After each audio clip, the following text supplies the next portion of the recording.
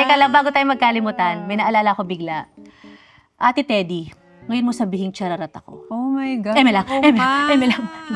Oo nga Dito, pala. joke lang ate. 2013! Napakalaking parte ng 15 years yun ate na sinabihan mo akong chararat. Grabe ka naman.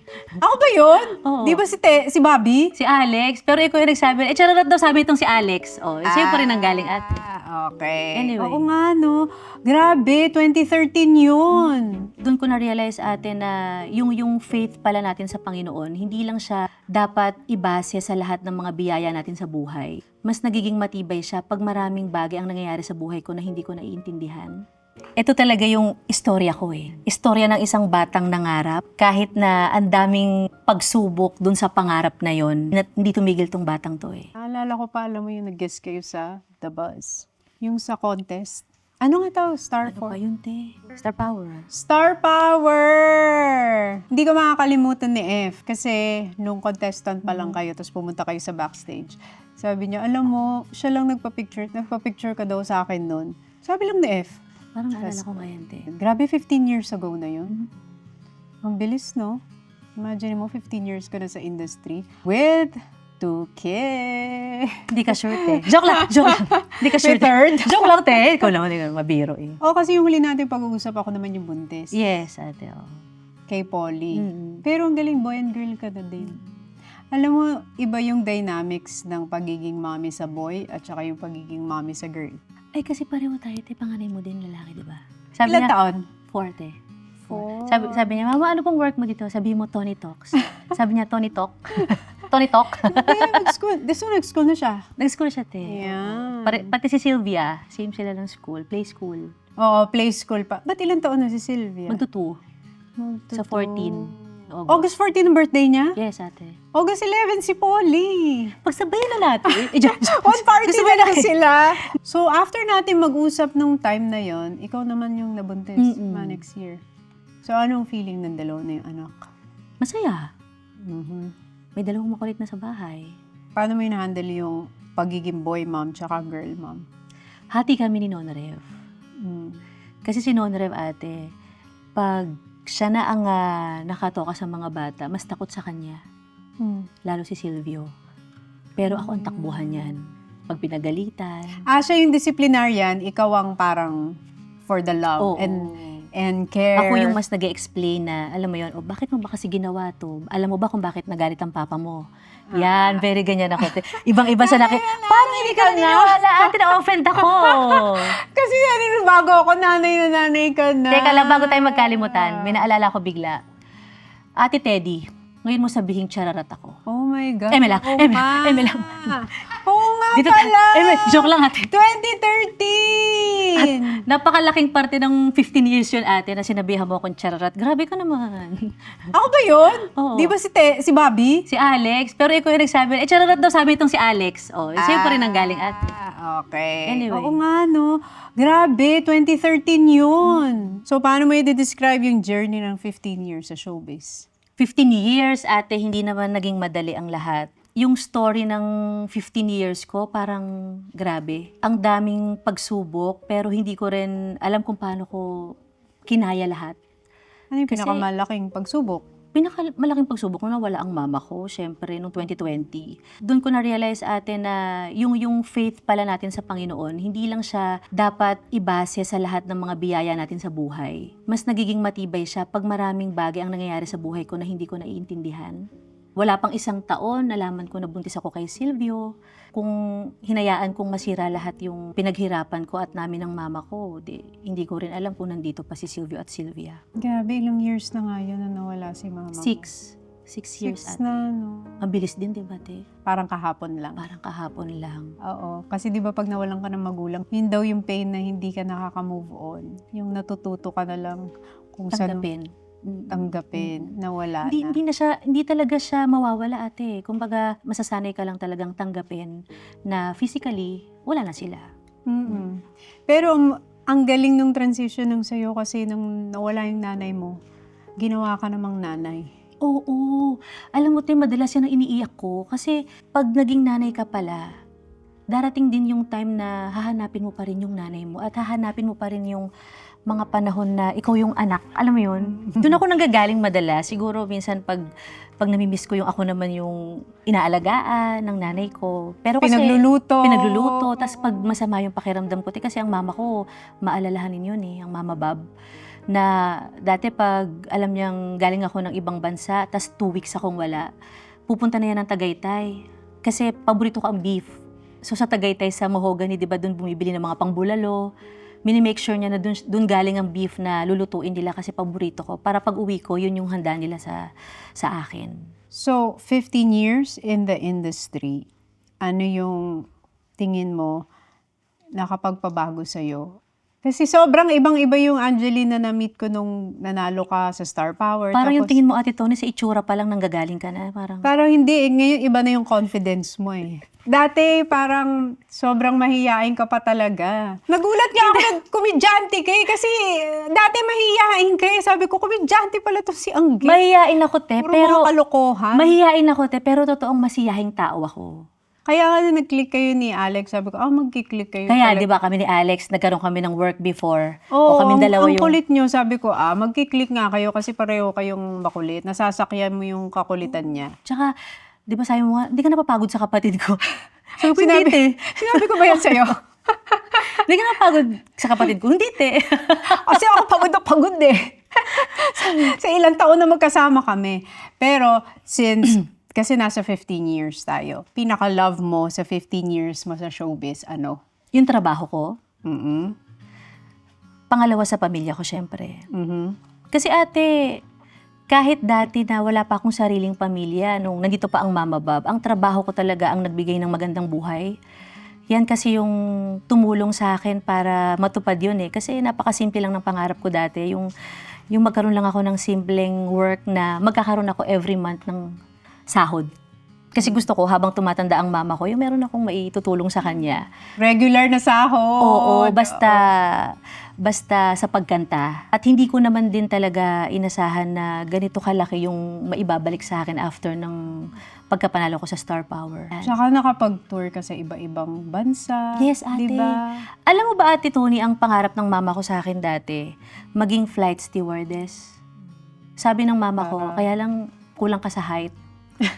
Sabi ng mama ko, kasi pag yun ang naging trabaho mo, makakapunta ka sa iba't ibang bansa na hindi ka na nagbabayad. Talaga, ma?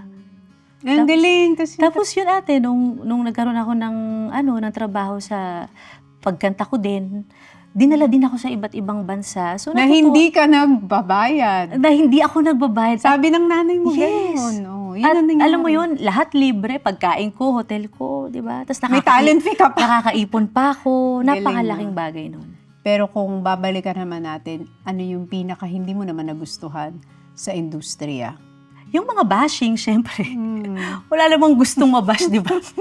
Lalo ate, syempre, pag tungkol sa family, dyan ka medyo, teka lang, di ba? Kung tungkol sa trabaho, okay yan, mapapalampas ko yan Pero pag siguro yung asawa ko, yung mga anak ko na yung kasama dun sa pangbabash nila, medyo dun ako magsasalita. Pero dun ko din talaga natutunan na hindi lahat ng pangbabash sa akin, kailangan kong sagutin. Alam mo kung ano yan? Maturity.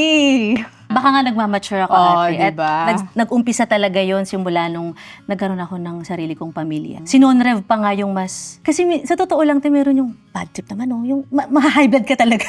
Kahit di ako high blood. Trigger ka. Tignan mo naman yung comment nito, ganyan-ganyan. Tapos siya pa yung relax na, wala namang ano yan Walang bearing yan. Ganon din ba si Direk Paul sa'yo? Wala rin siyang pakialam sa, ganito sabi. Ha?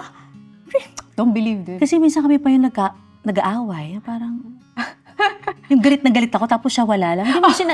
Hindi sinasabayan yung feelings na mo. parang gusto ko, asawa mo ko. Galit ka din. Magalit ka rin dun sa tao nagsalita. Ano ba? Ba't ako magagalit dyan? Wala silang emotion. Doon ako nanggagaling. Ang lagi niyang sinasabi, pag daw opinion ng ibang tao na hindi niya kilala, bakit daw siya maapektuhan? Tama naman. Yun daw sinasabi niya, pero kung nanay ko daw, kapatid ko kung kilala mo naman, pamilya mo. Kilala natin, talagang may relasyon, masakit yun. Pero kung hindi ko kilala, ano daw ang gagawin niya dun? Wala. So, paano yung sa era na yun, hindi mo nalang pinansin? Yung kay Honorable, mas kinonfort ko siya dun, kasi mas hindi siya sanay. Siyempre, alam mo yun, na parang, Biglang na public yung kanyang private Oo. life. sabi ko noon, medyo ano to ha, yung ganitong estado natin, ganyan-ganyan. Actually, hindi pa kami mag-asawa noon, pinag-usapan na namin yun eh. Sabi ko nga sa kanya, sigurado ka ba bago kami magpakasal? Talaga? May ganun kayo? Oo. Kasi syempre sa trabaho ko, minsan nga ako sa sarili ko, wala na akong oras. So, kung magpapakasal kami, gusto ko, ready ka din na hindi lahat pwedeng, alam mo yun, lahat ng gusto mong kasama mo ako sa oras na to, May sacrifice. hindi natin magagawa. Nung nag-usap ba tayo, kasal ka na? Hindi pa. Hindi pa. Hindi pa, ate. Wala ka pang anak nun. Wala pa si Sylvia nun, Kasi alam mo, naiiba ang isang babae pag naging asawa tsaka naging nanay. Yung parang mas lumalabas yung totoong essence ng pagiging babae. Babae. Di ba? Naramdaman mo yun nung naging asawa ka, nung naging nanay ka. Yung maternal instinct lumalabas, yung protective instinct ng isang nanay lumalabas. At ate, hindi ko naman yan inaral Wala naman nagturo sa akin. Alam mo yun? Kung alam mo lang, para akong call center sa bahay. Pati CCTV, bantay ko yan. Oo. Para ba din ako maging lady guard Oy, yung bata na doon, ate, yung Silvio, bakit walang kasama isa sa ganyan? Huwag niyong iwanan. Ganun, Ayan, grabe. Yung utak mo laging hindi na Oo, natitigil. hindi tumitigil, Kaya nga may nabasa ako, tawan-tawa ako, sinend ko kay Alex kasi magiging nanay na siya. yes. Sabi ko, remember those days when we thought we were tired before kids? Wala pala yun. Wala. Mas walang kakwenta-kwenta Oo, te. yung puyat ng showbiz. Oo, te, sa trabaho natin, oo. Pero yung puyat ng newborn, may sakit yung anak mo. Grabe yung may sakit. Breastfeeding, di ba? Pag-breastfeed ka. Breastfeeding, grabe yun. Iba yung pagod ng pagiging nanay at saka yung pagod ng single ka. Oo, te. Ewan ko nararamdaman mo to na naging mababaw yung tulog. Ako naging mababaw yung tulog ko nung naging nanay ako eh. Kasi dati kaya ko matulog 12 hours, 13 hours, 14 hours. Pero nung naging nanay, Hindi na naulit yun. hindi ko na kaya Kahit matulog. sobrang puyat ka, te. Hindi Parang na. nangyari yan sa akin ngayon, te. Kasi dalawa na anak mo eh. Parang pinakamaaga kong nagigising ngayon, te. Alas 7, gising na ako kahit natutulog ako ng late na, ha? Automatic no, gumigising na yung Oo, katawan kahit mo. wala akong alarm. Kasi siguro, sa sobrang excited ko din, te, na yung makabawi ba sa mga bata, late ako dumating kagabi. So, kailangan pagdilat ng mata ng mga anak ko, ako yung makita nila agad. Si Silvio kasi ate, meron na siya ngayong ganun na, mama, na-miss kita kahapon, lalo pag out of the country shows. Alam niya kung saan bansa ako pumupunta. Ang hirap nung ganun, no? Kasi nga pala yung mga pag-travel, hindi naman sila pwedeng isama sa lahat ng work. Yes, kasi lalo Kasi ate nag-school na rin. talon-talon yung Nag-school na rin. nagsuschool pa. Paano yun? Yung workload mo, in-adjust mo ba yun? Pag may pagkakataon ate na pwedeng i-adjust, pinapakiusapan ko. Pero kung hindi talaga, wala akong magagawa. Ang ginagawa ko kung halimbawa na matagal talaga akong kailangan na nasa ibang bansa, sinasama ko sila. Ano yung makikita ng mga nagmahal sa'yo at sumuporta sa'yo sa 15-year journey ng concert mo? Ito kasing concert ko na to ate, very, very personal tong concert na to sa akin. Kasi ito talaga yung istorya ko eh. Istorya ng isang batang nangarap. Kahit na ang daming pagsubok dun sa pangarap na yon, hindi tumigil tong batang to eh. So yun yung gusto kong ipakita sa kanila ulit na sino nga ba si Angeline? Paano nga ba namin minahal tong tao na to at yung mga kanta niya? Alam ko na andyan pa rin yung mga taong sumusuporta at nagmamahal sa akin. Kagaya ko rin, may sariling pamilya na. May mga magandang trabaho na sa ibang bansa, pero hindi pa rin nila ako kinakalimutan. Sila yung kasama ko ever since eh. Sila din yung parang naging extended family ko. So, it's actually, yung 15th year anniversary concert mo is really a celebration Celebration siya ate. ng mga taong nagmahal sa'yo, naniwala sa'yo, tapos humanga sa boses mo. Yes, From at the kasama start. kong umiyak. Oo. Alam mo bakit parang feeling ko sobrang meaningful ng concert mo? Sa August 22, sa Smart Araneta Yes, Coliseum. ate. Kasi may dalawang VIP na nakaupo sa audience na makikita nila kung sino yung mama nila at ano yung ginagawa ng mama nila on stage. At doon ako excited, ate. Parang si Silvio, parang meron na siyang question din na, ano bang trabaho ng mama ko? So nakakatuwa kasi syempre, nawala man ng mama ko, ate. I'm sure si mama din ang nagdasal eh, na hindi ko kayang hindi ko kayang mag-isa si Angeline. So, pinadalan din talaga ako ng Silvio at Sylvia. Oh, di ba? Tapos dalawa pa silang manunood Oo, sa'yo. te. Ay, super sarap niyan sa feeling. So, parang iniisip ko, paano ko kakantahin ng mga kantang to na nakatingin ako dun sa dalawang bata, sa Nako. dalawang anak ko na, alam mo yun, te? Meron kang song para sa kanila dun sa concert. Oo naman, te. Ah. Oo, meron talaga. At original song yun. Pero na-release ko na to before, ate. Pero nung binalikan ko yung kanta, sabi ko, ang perfect nung kanta for Silvio and Sylvia. Parang nag-iba yung ibig sabihin nung kanta sa akin nung nagkaroon ako ng mga anak. Dati kasi parang love song siya na parang may asawa, may jowa.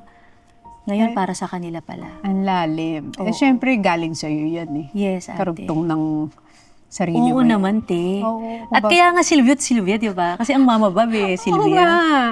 At ito pa, Ate Tony. Oo. May mga nagtatanong sa akin, Angeline, balak mo pa bang mag-anak? Ah. Sabi ko, opo naman. Opo naman. Kung bibigay pa rin sa akin, why not? Sabi ko gano'n. Kung sakaling magkaroon ka pa ng anak, ano magiging pangalan nila? Kasi may Silvio at Sylvia na. Ano na, ang third? Silver. Ito naman, ginawang aso. Pang-aso yun! Huwag ng anak. Silver anniversary na lang. Wisit. Ayaw ko malayo sa Silvio. Ikaw, sige, Ate Tony, ikaw. Oo, anong maisip? Sylvester. Di ba? May Silver date eh. Eh di Sylvester na lang, at least pang Stallone. Kung hindi na lang ako mag-iisip sabi ko nga kay Nonref, babe, huwag na tayong mag-isip kung saan na lang sila nabuo. Kung si Silvio ang pag-uusapan natin ng unang anak namin, Okada, halika nga rito. O yun pala ang challenge mo. For the third sakit ng kid, tiyan ko, te. for the third kid, Silvio, Sylvia. Yung ka ngayon, paano mo maiko-connect yung Sil? Gusto ko nga si princess na lang, princess na lang. Tapos pag tinanong niya, Yun ang name mo, di ba? Mama, bakit princess? Ipapakilala kita, ate. Yun yung name niya yun ang name mo sa Four Sisters. Oh my gosh, those were the days. Single pa tayo noon. Yes, ate. Diba? Ngayon, as a mother na tayo with the 15th anniversary concert. Siyempre, ang 15th anniversary talagang dapat yan celebration. So, ang mga guests ay tumataging-ting na. 15 years! Yes, ate. Oh, Siyempre, ang... 15 din ang guests? Hindi naman, ate. Akala ko 15 Parang din. parang din ako kailangan doon kung 15 sila. Ate naman, kung 15 ang guest ko, parang kahit wala na ako doon. Sila na lang ang mag-show. Ate!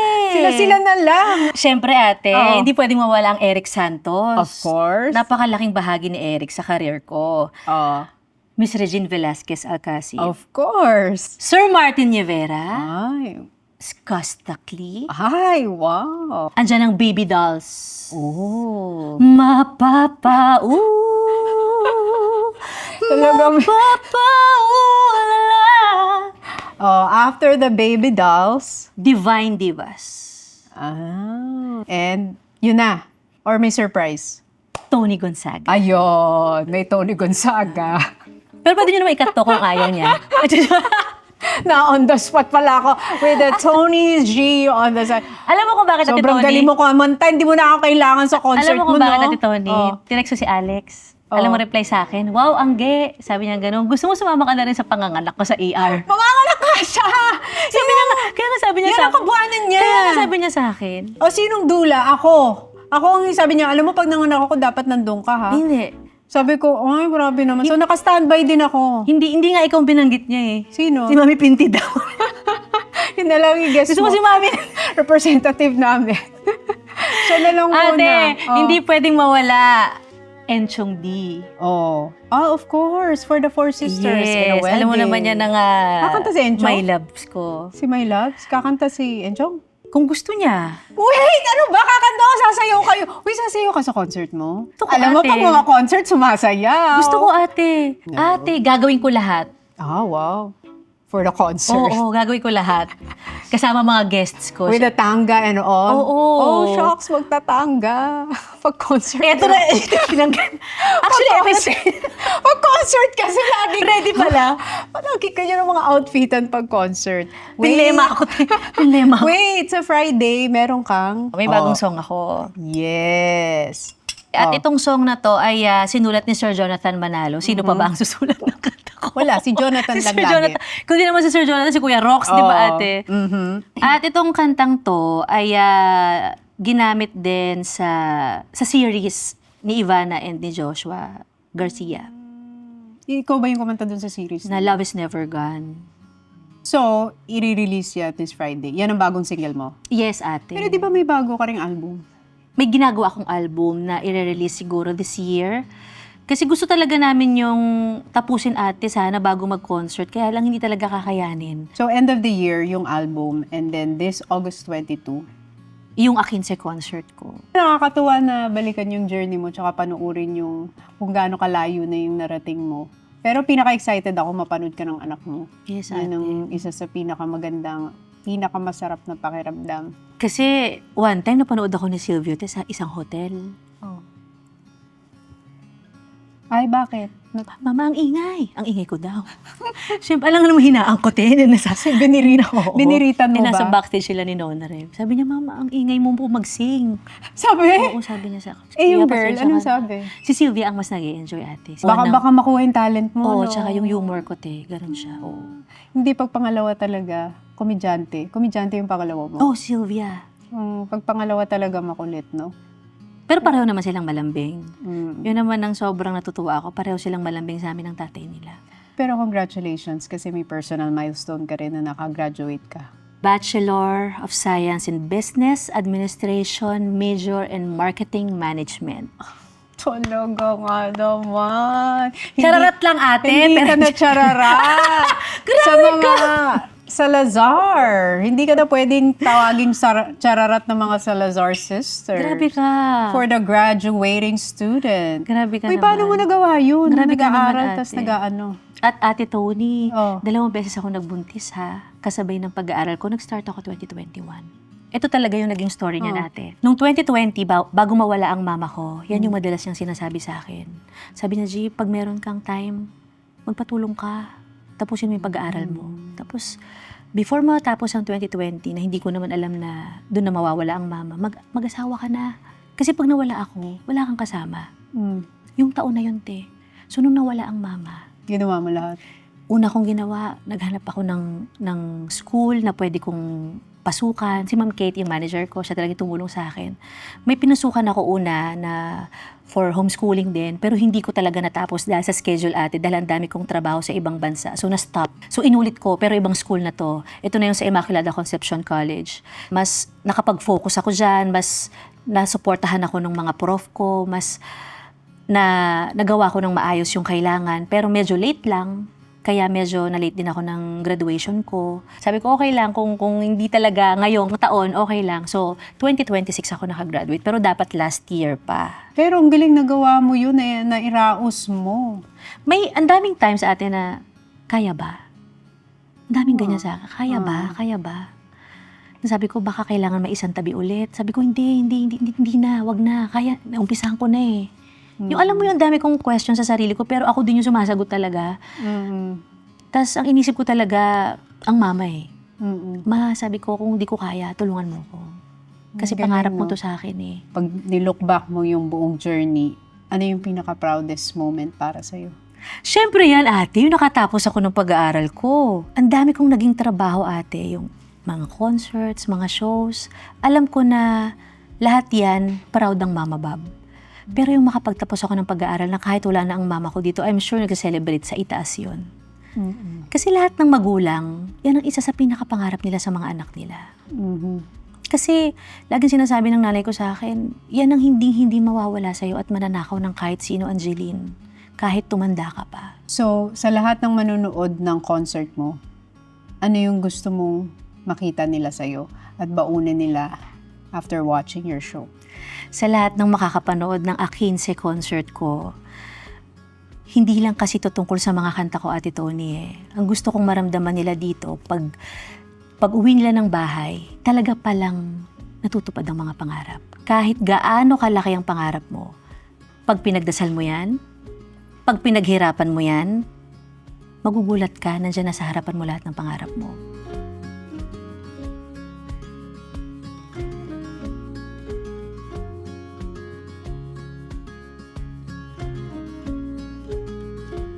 Thank you for watching! Thank you for liking this video and thank you for subscribing. And most importantly, thank you for forwarding this video to someone who needs it.